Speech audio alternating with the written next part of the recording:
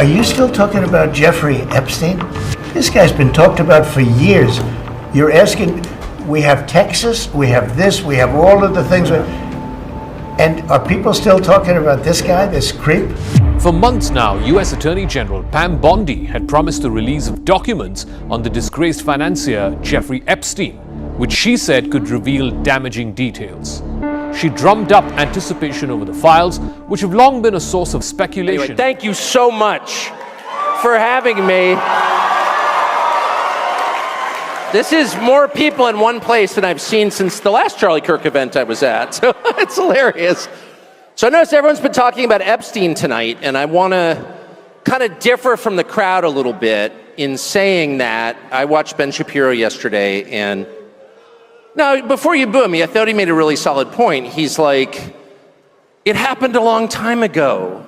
Who cares? And by the way, we should trust the government and whatever the bureaucrats tell us. And by the way, it's wrong to ask a lot of unauthorized questions. So I just want to go on the record to say I think that's absurd. And it's exactly the kind of thinking that I personally voted against in the last election. In the last election, I spent a lot of the month of October campaigning with and for the president. I voted for the president. I never vote for anybody generally. I know they're always telling you must vote or you can't have an opinion. Oh, shut up. I don't like to vote, but I did vote this time. And I don't like to vote because I don't believe in any of them. And this time I really felt like I know Trump well. I love Trump personally. And what we were looking at was just so awful and totalitarian and stupid. And it wasn't even the arguments that I disagreed with from the Kamala Harris. It's weird even to say her name now. Who was that exactly? It was like a bad dream. But it wasn't even so much the arguments I disagreed with, though I definitely disagreed with the arguments. It was the style of argument that drove me completely bonkers, summarized most crisply by "shut up, racist." Whatever you said, it was "shut up, racist." And it's like, but wait, first of all, I'm not a racist, but that's not even the point. The point is, I just told you what I think. I just asked you an entirely legitimate question, mostly, what the hell are you doing? And rather than answer it, you didn't pay me the respect that you would a human being. You treated me like a slave or an animal by telling me to stop barking. Shut up, racist. And I won't put up with that because I'm not a slave or an animal. I'm an American citizen, an adult man who pays his taxes. So, I ask people questions for a living, and very often I get answers that I don't care for, that I disagree with, that I think are stupid. But at least they're answers. At least the person responding is treating me like a human being with a soul created in the image of the Creator. He's paying me the respect that every human being is due. When you ask a direct question to someone in charge, you are due. That person is morally bound to give you an answer.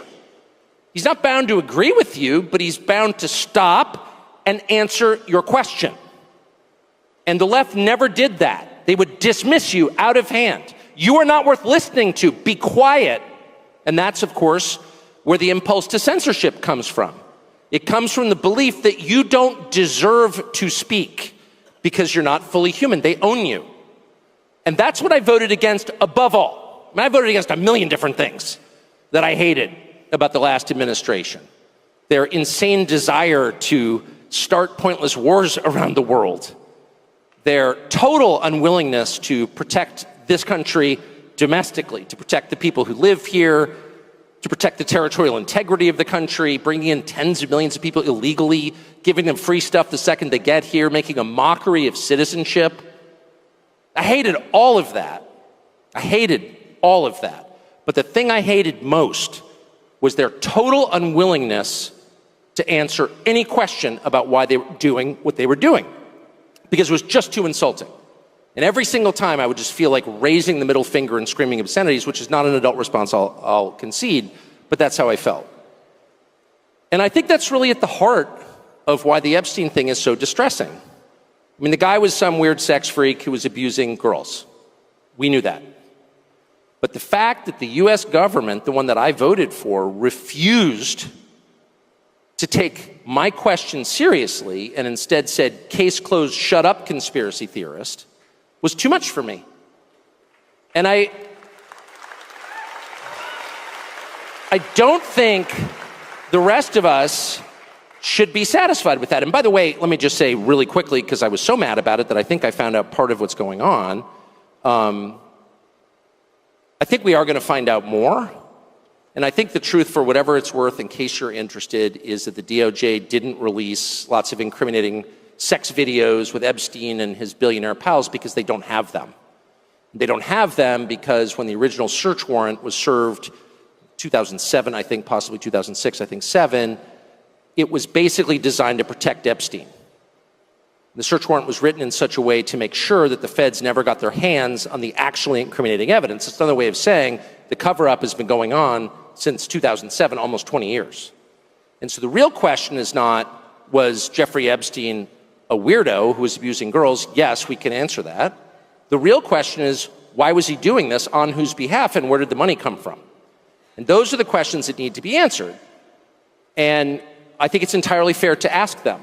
And it's not adequate to say anyone who asked them is somehow desecrating the memory of little girls who died in Texas. I'm not going to put up with that answer.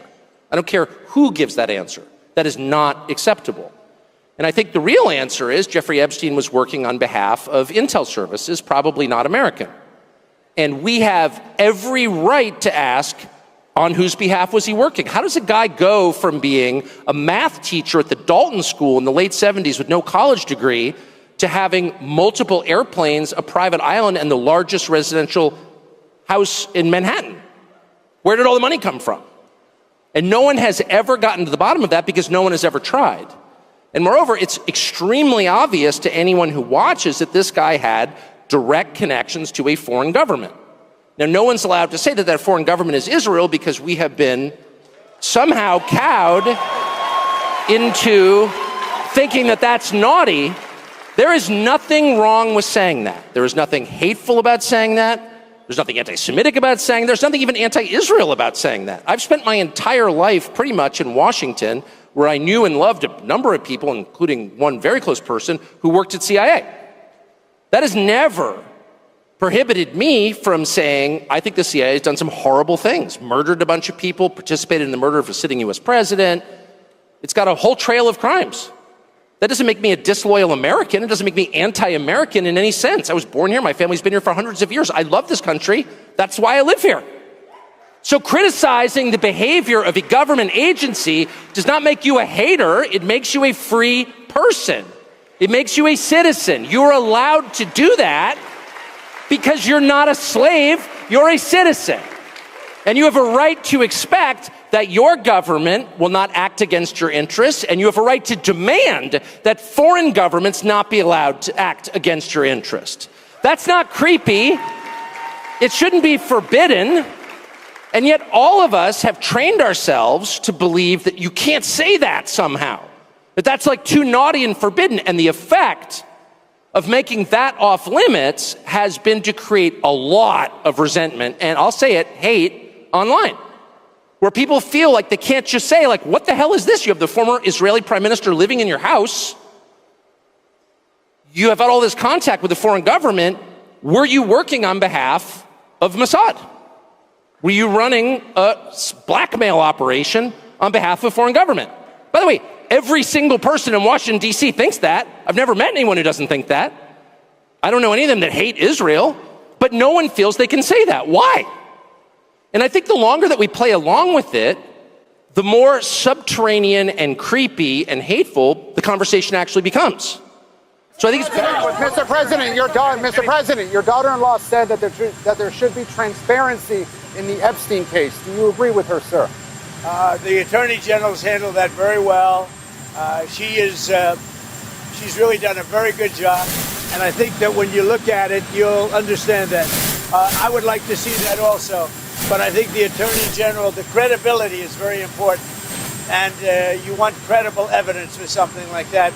And I think the Attorney General has handled it very well. How many more states? The Attorney General briefed you on the DOJ and FBI review, the findings of that review. The Attorney General briefed you on that. On what? On the DOJ and FBI on what? review. On what subject?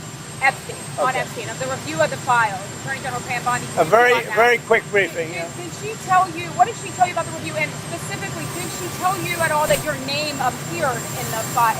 No, she's given us just a very quick briefing, and in terms of the credibility of the different things that they've seen. And I would say that, these files were made up by Comey, they were made up by Obama, they were made up by the Biden, we went through years of that with the Russia hoax, with all of the different things that we had to go through. We've gone through years of it, but she's handled it very well, and it's going to be up to her. Whatever she thinks is credible. She was the one that was really hands-on running the network. But he was also a spy for Israel and... So Maxwell's dad was an Israeli spy. Jamie Dimon with J.P. Morgan. J.P. Morgan just gave Epstein's victims $290 million. Trump wasn't releasing the Epstein files because he's in them. It has set off a firestorm of conspiracy theories about their relationship, how close they were at the height of Epstein's sex trafficking operation. Did President Trump engage in sexual abuse with young girls? And what did he know and when did he know about what Jeffrey Epstein was up to? Well, I want to tell you that I have spent nearly 2 years investigating the Epstein case. I have 2 podcasts on it, one with Julie K. Brown, who is the woman, the Miami Herald reporter who blew open the case again, which led to Epstein's conviction in 2019. So I have really looked into their friendship. I mean, Jeffrey Epstein liked to brag that there was no way that he could be indicted because of his friendship with Donald Trump. But I'm going to break it all down because it's a lot more complex than that. And like his relationship with Elon Musk, they had a breakup, and you would be surprised over what. I think our first conversation was probably 45 minutes of me asking him questions and him providing information.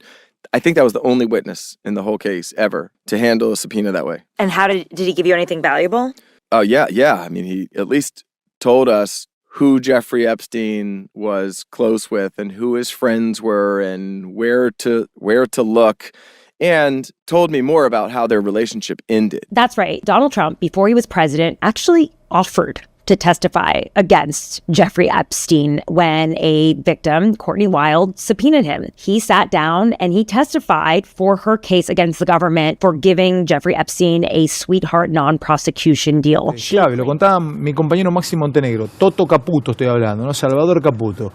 Fue, abrió mercados, renegoció deudas, consigue guita, pero también le aparece un hecho que confirma la SEC de Estados Unidos, que tenía una sociedad, una sociedad offshore. ¿Cuál es la diferencia de Díaz Gilligan que renuncia a Caputo que continúa? ¿Es tan importante para ustedes Caputo que sigue en el cargo o lo diferencias al caso?